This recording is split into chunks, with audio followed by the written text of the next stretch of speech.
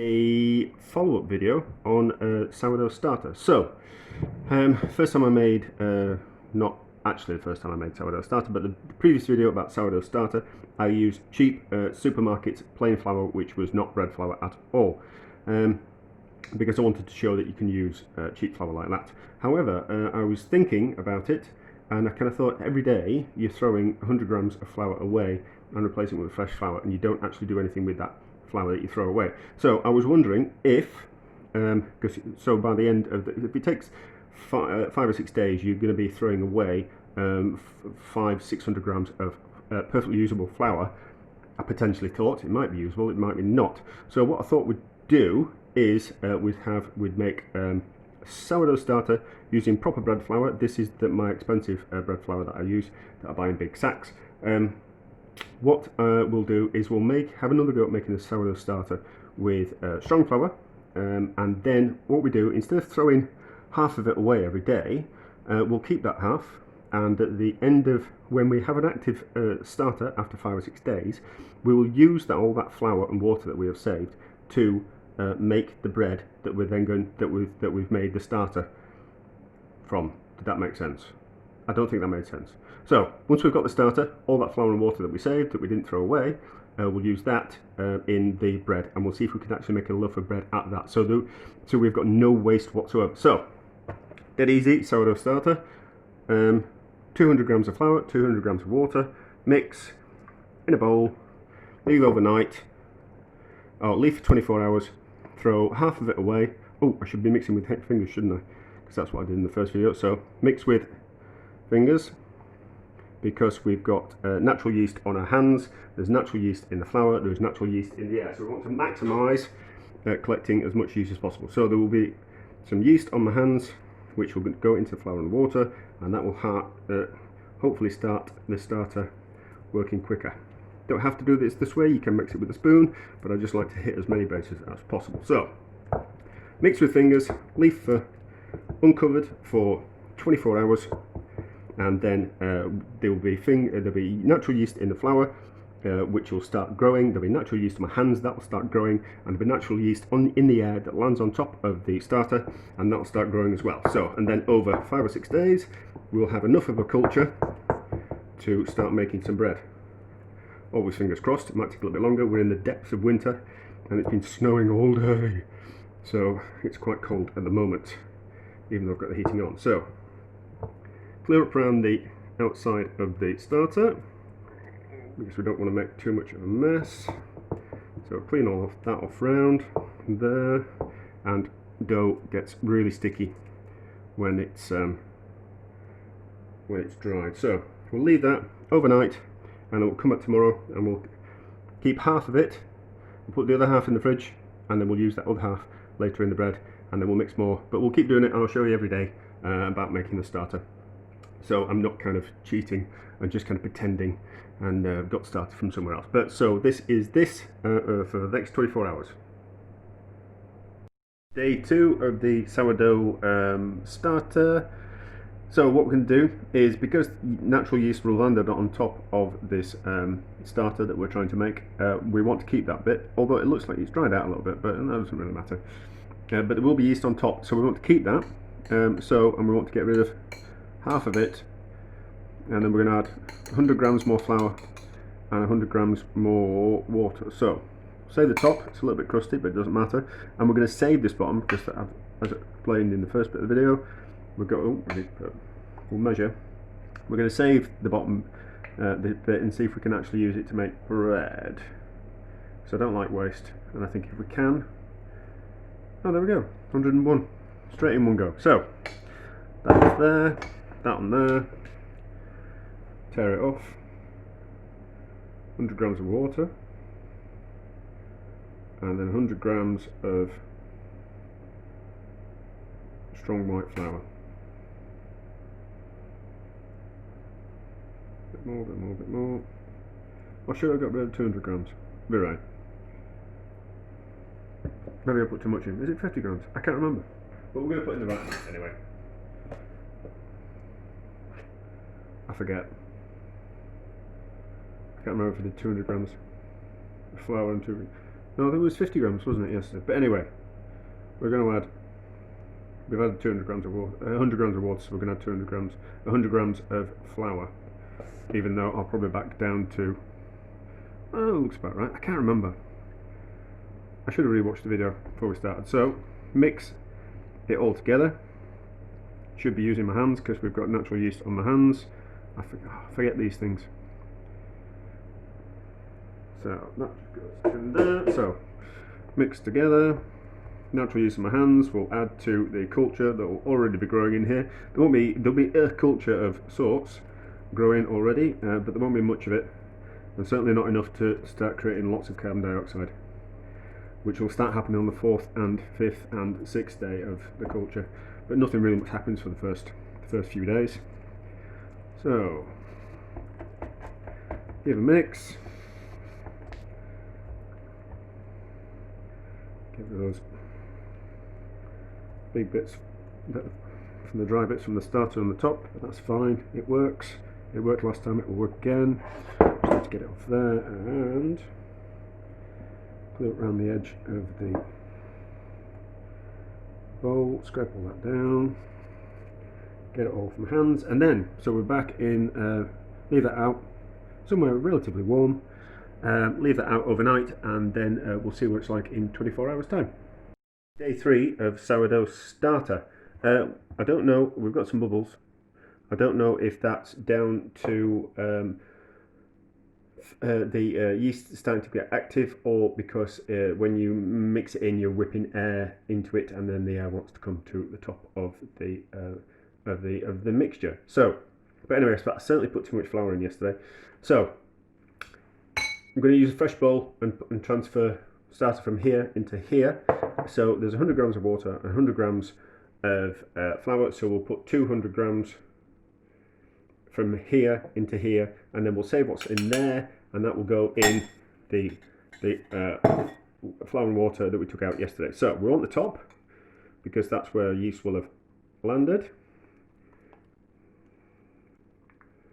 It's going to be messy and sticky. So 200 grams. Then we'll mix it by hand because we've got yeast on our hands.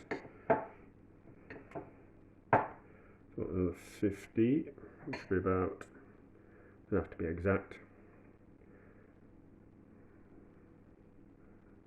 Oh, just short, that'll be fine. So give this a mix by hand. And then obviously it's cold outside, so the heating's on for most of the day at the moment. So starters in a more ambient temperature, so it's the yeast is wanting to act a little bit quicker. So we'll mix this in.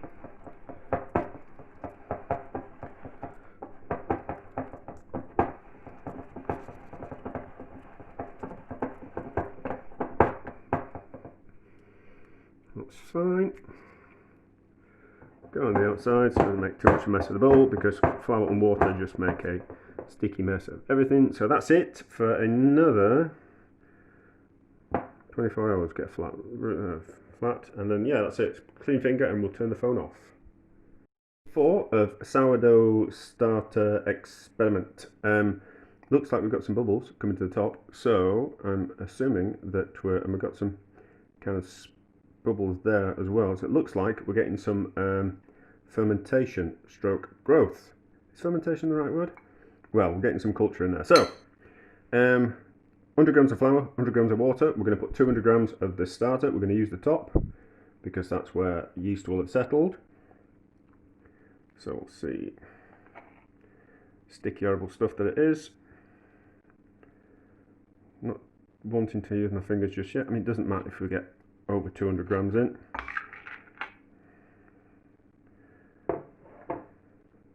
It's more about collecting the, I'll need another 100 grams, so about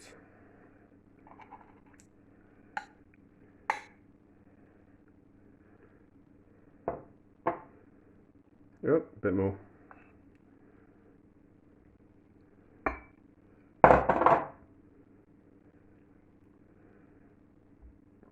So probably by tomorrow we'll have some proper growth. There you go, 403. So mix with hands because we've got some natural yeast on our hands, and we're mixing the top in, which is where the yeast has settled, and there'll be some fresh yeast in the flour, and we'll have a bit of culture growing in the old starter. So mix with hands, and then hopefully tomorrow we'll start seeing some proper bubble growth and some like a proper, which will mean that the proper yeast culture is well on its way, and we can start thinking about making some bread with it. So also going to save that, and that's going to be when I activate the starter. I'm going to use that, so we're not wasting any flour whatsoever. So we don't like waste. One, because it's wasteful, and two, because you're throwing money away. We don't like that. Also, someone had to work hard to get that flour from somewhere, and it's been transported and all that kind of stuff from somewhere else, and it just seems a waste to throw things away. So clean around the edge. I'll get a cloth in there and make a better job in a minute, and then that's it for another 24 hours. So clean finger, turn the phone off, and away we go. Day 5 of starter, and as you can see, we've got some nice bubbles going along there, and if we look underneath there, you can see that there's been lots of nice bubbles wanting to have formed overnight. So we know we have now got a pretty good, it's okay, culture going from the starter and the yeast that's in there. So I'm now going to add, so this is the flour and water that that's all the flour and water that I saved every day, where we'd take away half of that, and ordinarily you'd throw it away. I kept it, see what we can do with it. It's got a few bubbles on there as well. I don't know if that started its own bit of yeast culture as well, but that's not a bad thing. But that's been in the fridge, so maybe there was actually a lot more yeast on my hands and already in the flour, and because that's been covered in the fridge, so it might not actually need to be covered depending on the flour. That's probably a video that I'll never make. But so we need to. I'm going to make 2 white loaves, so I need. We need to activate the starter, so I'm going to need 600 milliliters of 600 not milliliters, grams of the starter to activate it. Because I'm going to make 2 loaves because I need 300 of each, which means 300 milliliters of water, 300 grams of flour. So we'll see how much is in there, which is quite an easy way of doing it. What we can do is we've got another bowl that's exactly the same as that bowl. So we can put that bowl, empty bowl, on the scales, reset it to 0, add that bowl on top, and from that we can see that there is 506 grams of flour and water in there. So we need to make that up to about 650 grams, and we'll use that from there. So we need 150 grams worth of that, which is more than usual, but that doesn't matter because I'm not going to keep. That's not going to be my main starter. My main starter is now like a year old, so I'm not going to make another starter and start using that. That's just going to be. This is just a bit of an experiment, a bit of fun. So we need 150 grams of this new starter in there, and we're going to see what type of 2 loaves we can make. I'm not going to show the making of the loaves on camera because this isn't about how to make sourdough. This is about how to not waste. That's taking it way. There's way more I put in than that. That's taken up to 720, but it doesn't matter. This is a video about not wasting the flour if you're going to have a go at making a sourdough starter. So we'll incorporate this with a spoon. We don't need to mix it in with hands because the only reason we did that was to get the yeast off our hands, to start the starter from going. So give that a good mix, and then we'll let the yeast culture get going in that, and then I'll make the I'll make the bread tomorrow once it's nice and bubbly, and we'll see how it goes. I'll kind of, the next process that you'll see is the finished bread and how it turned out. So potentially how it came out of the oven, and then we'll do like a bit of a taste testing type of thing. So I'm just kind of curious, see if we can cut down on the waste from making the sourdough starter. Right, that's that. So that'll be that until that's active, which might be 10 hours, might be 12 hours, might be 24 hours, depending on the temperature of the room, all that type of things. So what I'm going to do is I'm going to add all the starter that I made for that, and then I might decide to do something else with the excess starter that I've got back. I might fancy making myself like a sourdough pizza for tea. So actually, instead of wasting that, we'll just add it all together. And because we're adding more of a culture, and it'll probably start wanting to start bubbling a lot quicker because we're putting more yeast into it. If that kind of makes sense. If you can imagine that a yeast cell is like a normal cell, so it divides. It grows and divides and grows and divides and grows and divides and grows and divides. So the more kind of the bigger dose of yeast, the bigger dose of yeast that you put into your starter, the quicker it's going to kind of activate. And also, there's going to be sourdough is because it's the dough tastes sour, so there's going to be more flavour in that. So that might just compensate for it being quite a young starter. But anyway, so that's it for until it's ready to start making dough out of. The loaves are now ready. They took a lot longer to prove than normal. I think it's just down to it being a new starter. But I've one slightly flat like that, and that one's slightly better. That's the one that I cooked in the cast iron pot. That's the one that I cooked my old method, which is like an old paella pan and a couple of frying pans. I just wanted to see the difference in, that was just purely a self-indulgent thing, that I just wanted to see the difference between the old way that I cooked sourdough and the new way. So new starters tend to be not as good as old starters. They kind of need a little bit of time to kind of mature a little bit. So it's kind of quite difficult if you're making sourdough and using your own starter that you make. It can be a little bit disheartening. You just kind of need to get your starter to be a little bit older. So therefore, it's better to actually get some older starter from someone else. But anyway, so we'll cut into the bread and we'll see how it goes. But it looks all right. It looks all right. That's got a nice split to it, that one. I think that's down to the cast iron pot. We'll see what it's like on the inside.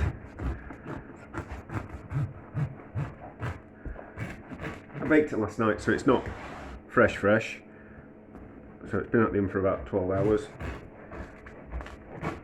But it should be alright.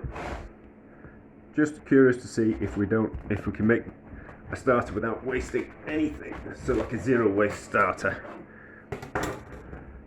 There we go, that's alright. That's alright. So just goes to show that you don't have to throw away the flour when you're making a starter. You can keep it and use it in your first batch of bread. Let's have a look at this one. I think it's just flat. It should be alright on the inside. I'm not going to waste it. I'll use it for something.